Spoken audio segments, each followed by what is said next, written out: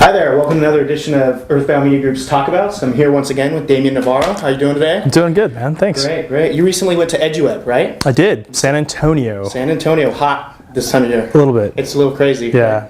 Right? This is our 5th year in a row attending and or exhibiting at eduWEB, and our 2nd year in a row where we had one of our employees submit. Sure. Last year it was you. Right. And then this year Amanda Vandenbrink, and I'll talk to her more about that later.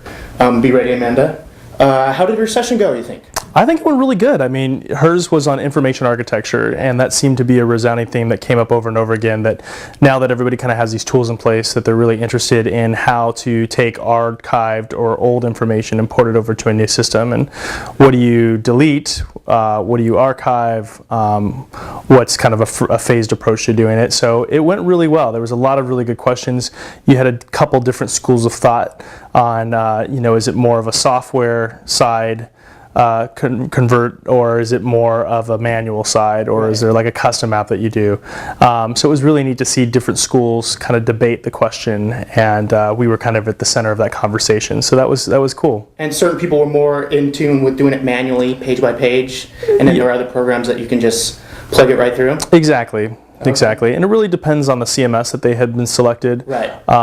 So, all of the CMS vendors, of course, have various tools and various methodologies in which to do so. So it was interesting to see, again, the different rules of thought that kind of came from each of those corners. So that's interesting. So were there CMS vendors that attended that session? Yeah, definitely. They didn't have a lot to say. Okay. Well, no, because they don't want to put themselves out there against each other, but I can tell that they were very interested in, like I said, the conversation that was happening around it. That's cool. I saw her session got a lot of traction on Twitter as well. There's a lot of people tweeting like they were looking forward to our session. Yep. So did that draw more attention to our booth? Did you have a lot of visitors that actually attended the session and then come to the booth and talk to you? Yeah, absolutely. I mean, anytime you do a good job, people are hopefully going to come up to you afterwards and say, hey, that was really interesting. So it's just good to kind of have a face there that they could kind of understand a little bit more in detail about our own unique process of how we approach those types of projects, so that they could come up afterwards and have a stronger foundation for the conversation that we would have about whether or not we would take on that type of responsibility with them. Right. And now you said the session was on information architecture, and I noticed that was like one of the guest tracks at eduWEB this year. They have 2 guest tracks, social media and then IA. Right. Does that reflect more on where you think higher ed marketing is going or focusing on? Was there a reason why those were the special guest tracks?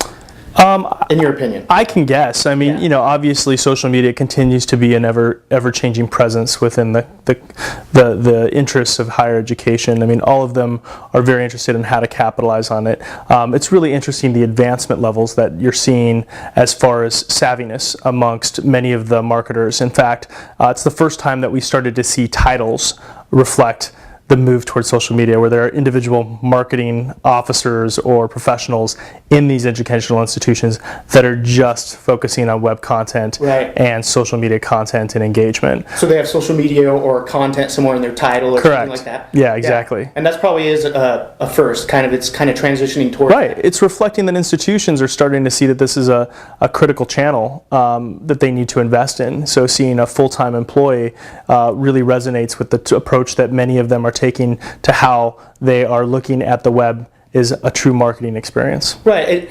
This day and age with the economy, not everyone has a lot of time to travel and actually go visit a number of colleges. I think back when my parents were looking for colleges, they would travel and go see 3 different colleges, stay for the weekend. Right. People don't have the money for that anymore, and so the websites are really important to be able to navigate the website and get a feel for the university. Right, and that touches a lot on architecture. I mean, obviously, again, because of the down economy, you're starting to see some pretty incredible talent move its way into education technology, higher education, and on the technology teams, where many of these individuals come from the big boy agencies and clients, the Fortune 500s, but have decided to not necessarily take less money, but that realize that all of the hoorah that goes along with working in those types of environments just isn't worth it. And so education is finally really attracting some high-end experienced individuals to play on those teams. And I think that's where you're also starting to see information architecture play such an integral role, because so many of them have learned in these big Fortune 500s that the architecture of a system is just as critical as the experience itself. Right. And so that's kind of where whether it's the social media and the investment that education is making on those, or whether it's architecture and simply having more experienced leaders in those roles that are finally making architecture a critical component. Well, that's great. So, and us leading a session there, it seems like we're a little bit on the forefront of that. You always hope so. I think so, right? Yeah. Another unique thing about this conference is we were previewing a product, right? We are beta testing a product, so I mean, for us, it was cool to unveil that that particular piece to see how people might resonate with that, and hopefully there will be a press release soon about what that is. But it was just really interesting to see to get a feedback around that particular product. We also current and recent partner VU.com, which is a really cool controlled video chat channel experience and product, is something that we're demonstrating there. Okay. They've had some incredible case studies with the University of Colorado Boulder and Mercy College that we just thought are really exciting and wanted to kind of get the word out there about how video chat is being used in the higher education vertical. That's cool. So it sounds like you had a lot to talk about at the booth. Absolutely. You kept yourself a little busy, right? Very busy. Always. That's good. All right, well, Damien, thanks again for joining us. Always, the Talk Abouts. You're our go-to guy. Like to. Think so. For more information on any of our Talk Abouts, you can go to our Knowledge Center at www.visitemg.com, or you can follow us at Twitter, EMG the Agency, or find us on Facebook. Thank you very much. Thanks, guys. Appreciate it.